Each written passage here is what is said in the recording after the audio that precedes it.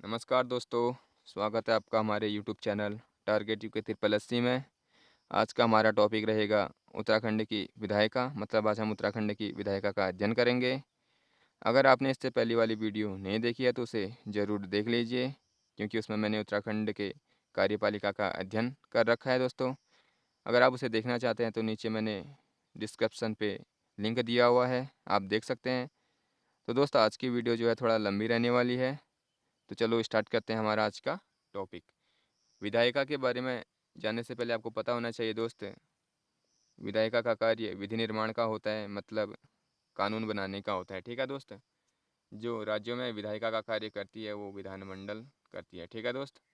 जिस प्रकार केंद्र में संसद का कार्य विधि निर्माण का होता है, उसी प्रकार राज्यों में विधानमंडल का कार्य भी विधि निर्माण का होता है। ठीक है दोस्त। अब इसके गठन की बात करें तो अनुच्छेद 168 में दिया गया है दोस्त कि प्रत्येक राज्य के लिए विधि निर्माण के लिए एक विधानमंडल का गठन किया जाएगा। ठीक है दोस्त, अनुच्छेद 168 में। और विधानमंडल की भाषा की बात करें तो दोस्त वह भी अनुच्छेद 210 में दिया हुआ है कि विधानमंडल की भाषा क्या रहेगी। ठीक है दोस्तों। और संसद की भाषा की बात करें तो ये भी याद रखना, अनुच्छेद 120 में दिया हुआ है इसके बारे में। ठीक है दोस्तों।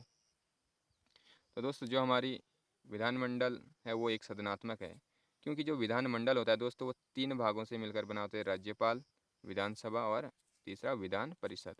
क्योंकि जो विधान परिषद होता है दोस्तों वो विधानमंडल का उच्च सदन होता है और विधानसभा निम्न सदन। तो उत्तराखंड में विधान परिषद है नहीं दोस्त, तो एक ही सदन है उत्तराखंड में, विधानसभा। तो हमारी जो विधानमंडल होगी वो एक सदनात्मक होगी। ठीक है दोस्तों। चलो विधानमंडल के अंदर राज्यपाल की भूमिका की बातें करते हैं। जैसे कि हमने कार्यपालिका में भी पढ़ा राज्यपाल की क्या भूमिका होती है, अब विधान मंडल में भी पढ़ते हैं। ठीक है दोस्तों। विधानसभा के अधिवेशन को आहूत करता है, सत्रावसान करता है और विघटन करता है। मतलब दोस्त जो राज्यपाल होता है वो विधानसभा के अधिवेशनों को बुलाता है, बैठकों को बुलाता है। ठीक है दोस्त, यही होता है आहूत करना। और सत्रावसान की बात करें तो दोस्त ये विधानसभा के सत्रों की समाप्ति करता है। ठीक है दोस्त। जैसे विधानसभा में 3 सत्र चलते हैं दोस्त, 3 सत्र चलते हैं विधानसभा में। एक शीतकालीन चलता है, दूसरा ग्रीष्मकालीन चलता है और एक बजट सत्र भी चलता है। तो दोस्त इन सत्रों का जो सत्रावसान करता है, समापन करता है, वो राज्यपाल करता है। ठीक है दोस्त, ये याद रखना। और विघटन की बात करें तो विधानसभा का विघटन भी राज्यपाल करता है। विघटन 2 प्रकार से होता है दोस्त, एक मंत्रिपरिषद की सलाह पर और एक दूसरा राज्यपाल खुद करता है। ठीक है दोस्तों। मतलब पहला विघटन ऐसे होगा दोस्त, जब मुख्यमंत्री को कि लगेगा कि मेरे पास बहुमत नहीं है, तो वो राज्यपाल को कहता है कि विधानसभा को भंग कर दो। एक तो इस प्रकार होगा। अगर दूसरा इस प्रकार होता है दोस्त, जब राज्यपाल को लगेगा कि मुख्यमंत्री के पास बहुमत नहीं है, तो वो मुख्यमंत्री को कहता है कि आप अपना बहुमत साबित कीजिए। अगर मुख्यमंत्री इसमें विफल हो जाता है तो दोस्त वह भी राष्ट्रपति को कहकर 352 के अनुसार राज्य में राष्ट्रपति शासन लागू कर देता है और विधानसभा का भंग कर देता है। ठीक है दोस्त, ये याद रखना। अब अन्य कार्य की बात करें तो दोस्त राज्यपाल के यह सदन का सत्र शुरू होने पर सदन में अभिभाषण करता है दोस्त। जैसे सदन मैंने आपको बताया सत्र 3 प्रकार के होते हैं, तो उनका स्टार्ट उन्हें स्टार्ट करने से पहले दोस्त अभिभाषण जो देता है, सत्रों की स्टार्टिंग से पहले जो अभिभाषण कराता है वो राज्यपाल ही कराता है।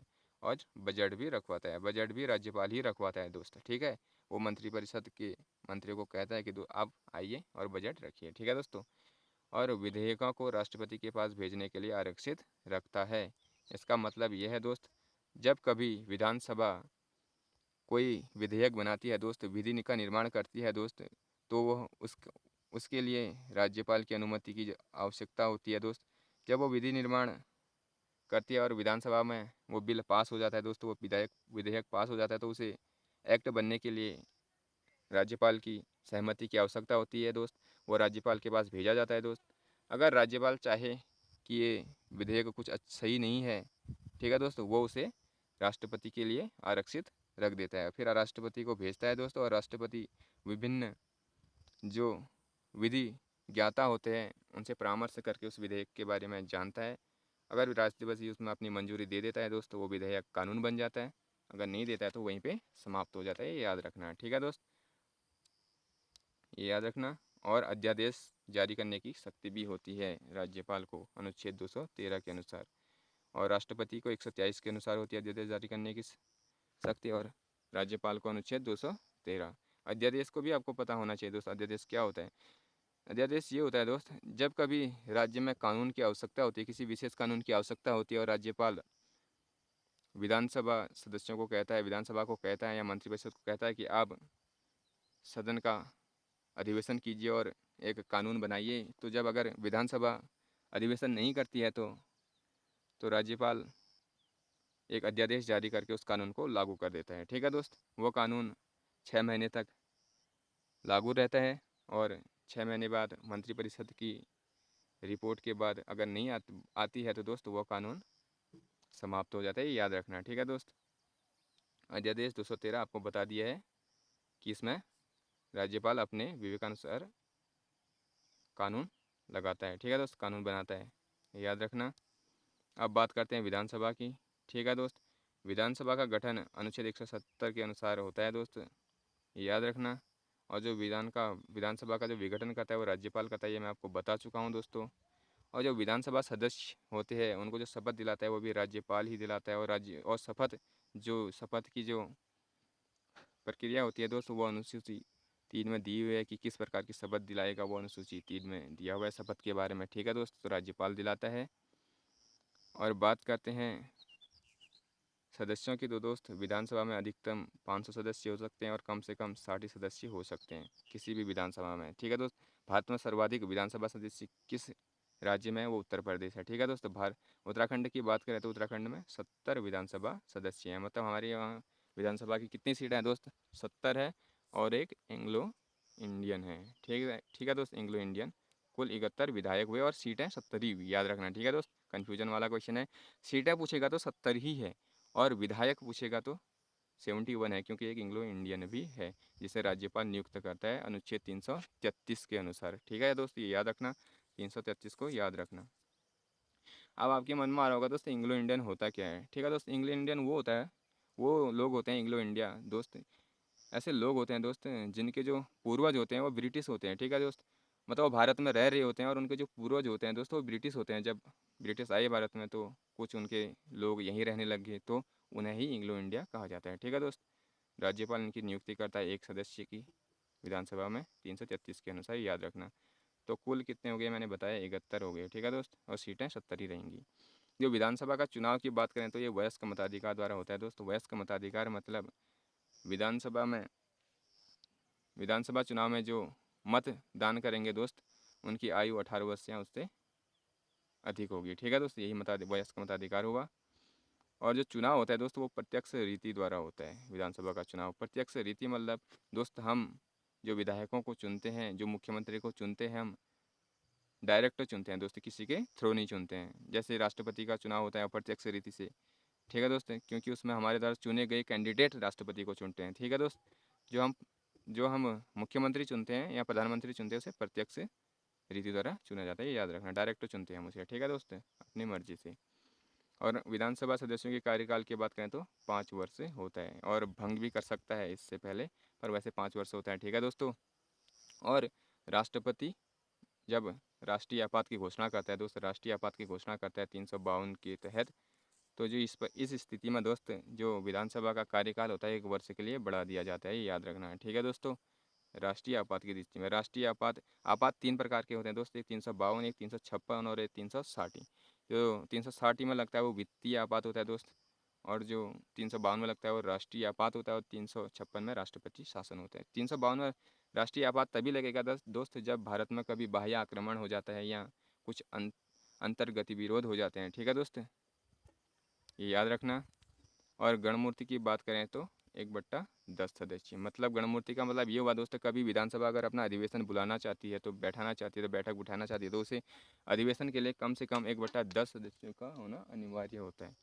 मतलब उत्तराखंड की बात करें तो 70 का 1/10 7, मतलब 7 सदस्य आवश्यक होते हैं। अगर 7 सदस्य हैं तो उत्तराखंड मतलब जो उत्तराखंड में है वहाँ विधानसभा का अधिवेशन हो सकता है, याद रखना। और 2 सत्रों के बीच में दोस्त 6 माह का अंतराल से अधिक नहीं होना चाहिए।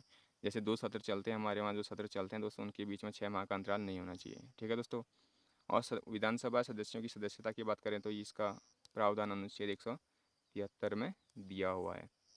सदस्यता की बात मतलब उनकी योग्यताएं क्या होंगी, 25 वर्ष आयु होनी चाहिए, भारत का नागरिक होना चाहिए, और भी बहुत चीज़ें। ठीक है दोस्त, इसे बाद में पढ़ेंगे। अनुच्छेद 173 ये याद रखना।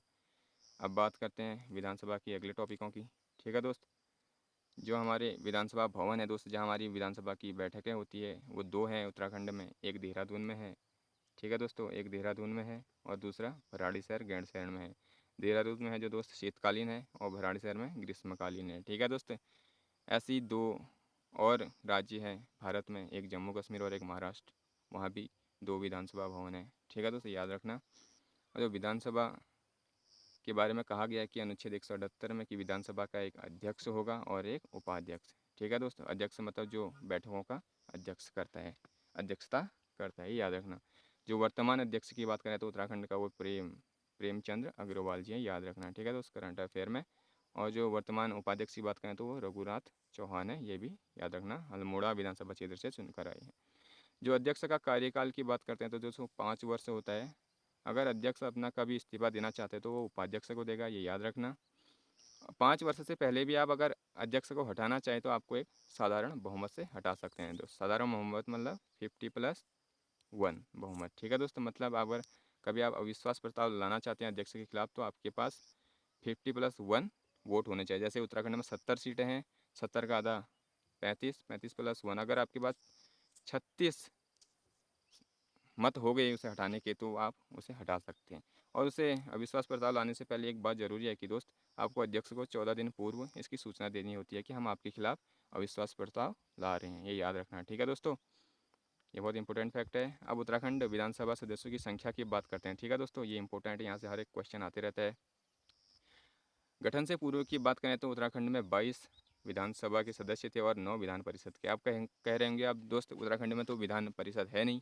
तो दोस्त ये उत्तराखंड के गठन की पूर्व की बात हो रही है, जब उत्तराखंड यूपी का एक अभिन्न अंग था, तब यूपी में विधान परिषद है दोस्तों। तब यूपी में जब ये था तब यहाँ से विधान परिषद की 9 सीटें चुनकी जाती थी और विधानसभा की 22, टोटल 31 सीटें होती थी और 31 विधायक चुनकी जाती थी उत्तर प्रदेश सरकार में। ठीक है दोस्तों, और जब गठन की बात करें तो जब उत्तराखंड का गठन हुआ 9 नवंबर 2000 को, उससे जस्ट पहले विधान परिषद की एक सदस्य का कार्यकाल समाप्त हो गया। विधान परिषद में ओनली 8 सदस्य रह गए, टोटल 30। ठीक है दोस्त, जो उत्तराखंड का गठन हुआ वो 30 विधायकों के साथ हुआ। ठीक है दोस्त, जब उत्तराखंड का गठन हुआ तो उसमें 30 विधायक थे, ये याद रखना, ये क्वेश्चन आया हुआ है। ठीक है दोस्त, ये इंपॉर्टेंट है। और अंतरिम विधानसभा की बात करें तो अंतरिम होता है दोस्त जो बिना चुनाव की जो विधानसभा बनाई जाती है, मतलब। ठीक है दोस्त, उसके आगे अभी हम डिस्कस करेंगे, तो याद रखना 30 विधायक थे। ठीक है दोस्तों, तो 30 सीटें होंगी। तो 5 नवंबर 2001, ये याद रखना दोस्तों कि ये 70 सीटें कब बनाएगी, 5 नवंबर 2001 को। 5 नवंबर 2001 को परिसीमन किया गया, मतलब परिसीमन मतलब दोस्त सीटों का निर्धारण किया गया जनसंख्या के आधार पर कि कितनी सीटें होंगी। परिसीमन किया गया 5 नवंबर 2001 को, तब विधानसभा की 70 सीटें निर्धारण की गई। परिसीमन के बारे में एक इंपॉर्टेंट फैक्ट और है कि दोस्त 2008 में एक पुनः परिसीमन किया गया, क्षेत्र परिसीमन, मतलब इसमें सीटों के बारे में परिसीमन नहीं किया गया था 2008 में। इसमें परिसीमन किया गया था कि क्षेत्र के बारे में, मतलब किस विधानसभा क्षेत्र को कौन सा क्षेत्र मिलेगा। ठीक है दोस्त, सीट को कौन सा क्षेत्र मिलेगा, ये याद रखना। ठीक है दोस्तों, अब 70 विधानसभा सीटों की बात करें तो इसमें से सर्वाधिक जो विधानसभा की सीटें हैं वो हरिद्वार में है, 11 विधानसभा सीटें हरिद्वार में, याद रखना। ठीक है दोस्त, आया हुआ क्वेश्चन है। और सबसे कम विधानसभा सीटों की बात करें तो वो 3 डिस्ट्रिक्टों में है, चंपावत, रुद्रप्रयाग और बागेश्वर। चंपावत में 2 विधानसभा सीटें हैं, रुद्रप्रयाग में भी 2 और बागेश्वर में भी 2। ठीक है दोस्त, 2 कुमाऊं और 1 गढ़वाल, याद रखना। और 70 विधानसभा सीटों में से दोस्त 15 जो सीटें हैं वो आरक्षित हैं। ठीक है दोस्त, आरक्षित हैं मतलब आरक्षित हैं। ठीक है दोस्त, और जो 15 आरक्षित सीटें हैं इनमें से भी 13 जो सीटें हैं वो एससी के लिए आरक्षित हैं और 2 सीटें एसटी के लिए। एससी मतलब दोस्त अनुसूचित जाति और एसटी मतलब अनुसूचित जनजाति। ठीक है दोस्त, जो अनुसूचित जनजाति के लिए जो सीटें आरक्षित है वो चक्राता है एक, जो देहरादून में पड़ता है, नानक मत्ता है उधम सिंह नगर में पड़ता है। सॉरी दोस्तों, अब बात करते हैं आरक्षित सीटों की दोस्त। ये आरक्षित सीटें कैसे निर्धारित की जाती है दोस्त, ये इनका आधार होता है जनसंख्या के आधार पर सीटें आरक्षित की जाती है। ये अनुच्छेद 332 में दिया गया हुआ है। एंग्लो इंडिया के बारे में अनुच्छेद 333 में दिया हुआ है और आरक्षित सीटों के बारे में अनुच्छेद 232 में दिया हुआ है। ठीक है, ये याद रखना, इंपॉर्टेंट है, पूछ सकते हैं। सॉरी,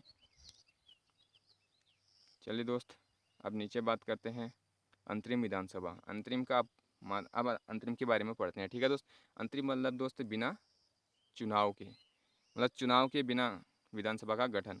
क्योंकि दोस्त 9 नवंबर 2000 को जब उत्तराखंड का गठन हुआ तो सीधी बात है तुरंत चुनाव तो नहीं कराया जा सकता है, तो एक मतलब अंतरिम विधानसभा चुनी जाएगी और वो 30 विधायकों में से चुनी जाएगी। तो 30 विधायक जो थे उसमें से जो बहुमत था दोस्तों वो भाजपा का था, उसमें भाजपा के जो थे 23 विधायक थे। ठीक है दोस्त, और 23 विधायक भाजपा के थे और 3 विधायक कांग्रेस के, 2 सपा और 2 बसपा। ठीक है दोस्तों, ये याद रखना।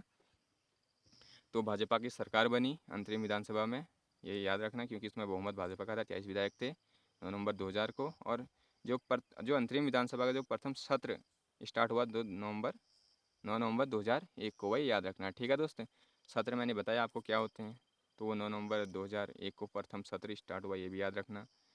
और जब दोस्त अंतरिम विधानसभा बनी, अभी तो प्रेजेंट में 12 कैबिनेट मंत्री या मंत्रिपरिषद में। ठीक है दोस्तों, उस टाइम पे कितने थे? 9, ये याद रखना, इंपॉर्टेंट फैक्ट है, आज आ सकता है। ठीक है दोस्तों, 9 कैबिनेट मंत्री थे। और प्रथम राज्यपाल जब बने वो बने सुरजीत सिंह बनराला, और प्रथम जो मुख्यमंत्री बने वो बने नित्यानंद स्वामी।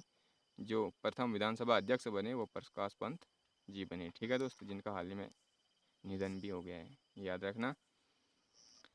तो प्रथम निर्वाचन विधानसभा की बात करते हैं, वो तो अंतरिम विधानसभा की बात हुई दोस्त, बिना चुनाव के। अब प्रथम निर्वाचित विधानसभा मतलब चुनाव हो गए अब दोस्त। ठीक है दोस्त, जो उत्तराखंड में जो प्रथम विधानसभा चुनाव हुए, याद रखना, आया हुआ क्वेश्चन है, 14 फरवरी 2002 को हुए, इंपॉर्टेंट है। ठीक है दोस्त, आया हुआ क्वेश्चन है, 14 फरवरी 2002 चुनाव हुए। तो इसमें 54% मतदान हुआ दोस्त, याद रखना।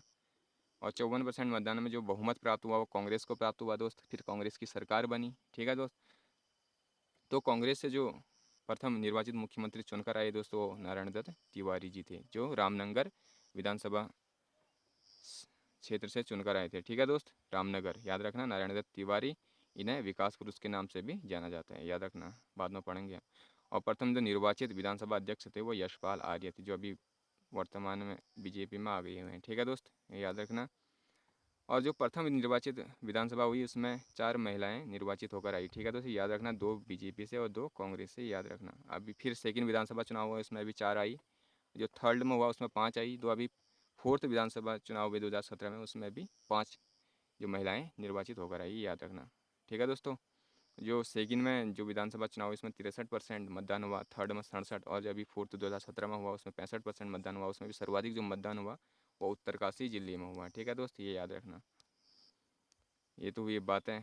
अब एक नोट करके एक इम्पोर्टेंट पॉइंट है दोस्त, जो उत्तराखंड में है दोस्त, एक राष्ट्रपति शासन भी लगा जब हरीश रावत मुख्यमंत्री थे कांग्रेस की सरकार में। ठीक है दोस्त, 2016 में 17 मार्च से 11 मई तक, याद रखना दोस्तों, उत्तराखंड में राष्ट्रपति शासन भी लगा 46 दिन का, ये याद रखना, पूछा जा सकता है। ठीक है दोस्तों, अब उत्तराखंड की संसद में प्रतिनिधित्व के बारे में बात करते हैं दोस्त। मतलब उत्तराखंड का संसद में कितने लोग जाते हैं चुनकर उत्तराखंड से, हो गए। ठीक है दोस्त, सॉरी, लोकसभा की बात करें तो लोकसभा में 5 सीटें उत्तराखंड में। ठीक है दोस्त, एक अल्मोड़ा है, पौड़ी है, टिहरी है, नैनीताल है और हरिद्वार है। ठीक है दोस्त, कुमाऊं में 2 अल्मोड़ा और नैनीताल, गढ़वाल में 3 पौड़ी, टिहरी और हरिद्वार, याद रखना। उन उन उनमें से भी जो दोस्त अल्मोड़ा वाली सीट है वो आरक्षित है। ठीक है दोस्त, आरक्षित सीट है अल्मोड़ा की। और जो इन सीटों में विधानसभा सीटों का बंटवारा है दोस्त, 5 सीटों में 14-14 करके है, क्योंकि 5 विधानसभा सीटें और 70 विधानसभा सीटें और 5 लोकसभा की, तो दोस्त 14-14 करके हर लोकसभा सीट में 14-14 विधानसभा डिवाइड कर रखे हैं, याद रखना। ठीक है दोस्तों, राज्यसभा की बात करें तो दोस्त उत्तराखंड में राज्यसभा की 3 सीटें हैं। जो सांसद है उत्तराखंड में राज्यसभा के वो 3 चुनकर जाते हैं, एक अनिल बलौनी जी है, एक राज बब्बर है। ठीक है दोस्त, एक प्रदीप टमटा है अभी वर्तमान में। ठीक है, ये याद रखना। अनिल बलौनी ने एक गांव गोद ले रखा है, उससे आप मुझे कमेंट करके बताएंगे। ठीक है दोस्त, कौन सा गांव है। तो दोस्त आज का टॉपिक हमारा ख़त्म हुआ, कल हम पढ़ेंगे उत्तराखंड न्यायपालिका के बारे में, कंप्लीट अध्ययन करेंगे दोस्त। तो दोस्त आज का टॉपिक हमारे यहाँ पे समाप्त होता है। तो दोस्त आप मुझे बताइए, अगर आपको वीडियो सही लगी, पसंद आई, तो दोस्त आप लाइक और सब्सक्राइब ज़रूर कर देना, और साथ में बेल आइकॉन को भी प्रेस कर देना, जिससे कि मेरे वीडियो के नोटिफिकेशन आपके पास सबसे पहले पहुँचे। ठीक है दोस्तों चलते हैं इस वीडियो के साथ, कल मिलते हैं नेक्स्ट वीडियो के साथ। तब तक अपना ख्याल रखिए, मन लगा के पढ़ाई कीजिए।